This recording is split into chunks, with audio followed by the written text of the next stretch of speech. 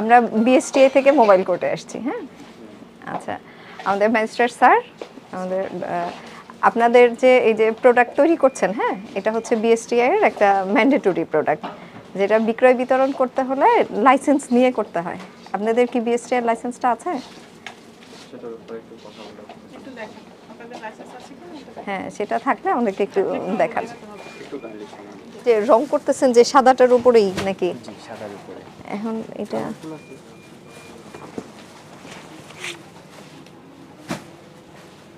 দেখা যায় যে মানে সাদাটার হয়তো স্থায়িত্বটা একটু ইয়ে থাকে, এটার উপরে কালারটা করলে তখনই এটা হচ্ছে ঝামেলাটা হয়। এটা তো আলাদা এক্সট্রা সুতা।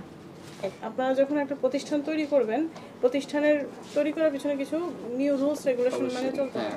সেই রুলসের একটা অংশ হচ্ছে আপনার বিএসটিআই লাইসেন্স নেওয়া, এবং প্লাস আপনার ট্রেড লাইসেন্স নিয়েছেন, আপনি ট্রেড লাইসেন্সটা নিয়েও রেখেছেন, নিশ্চয়ই ট্রেড লাইসেন্স নেওয়াটা আপনাদের নিয়মের মধ্যে পরে দেখে করেছেন।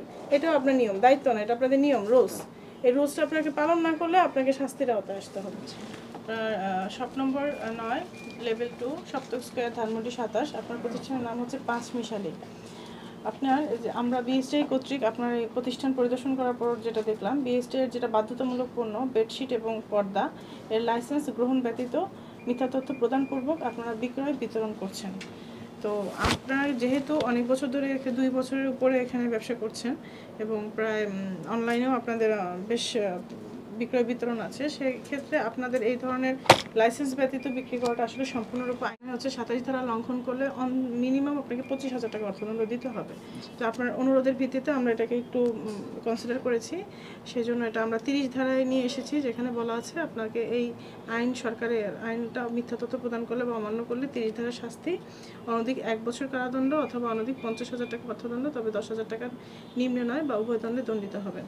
তো এই আইনকে আমরা ইয়ে করে আইনের 30 ধারা মতে আপনাকে আমরা 15,000 টাকা অর্থদণ্ড দণ্ডিত করছি। আপনি দ্রুত টাকাটা পরিশোধ করবেন, ঠিক আছে? এবং আপনাকে যেটা মূল কাজ সেটা হচ্ছে আপনি এই সপ্তাহের মধ্যে আপনার বিএসটি অফিসে যোগাযোগ করবেন এবং লাইসেন্সটা নেবেন। আমরা যদি পরবর্তীতে আসি তখন কিন্তু আর এইভাবে কনসিডার করবো না, কেমন? অবশ্যই ইনশাআল্লাহ। ঠিক আছে, আপনি দ্রুত জরিমানার টাকা পরিশোধ করেন।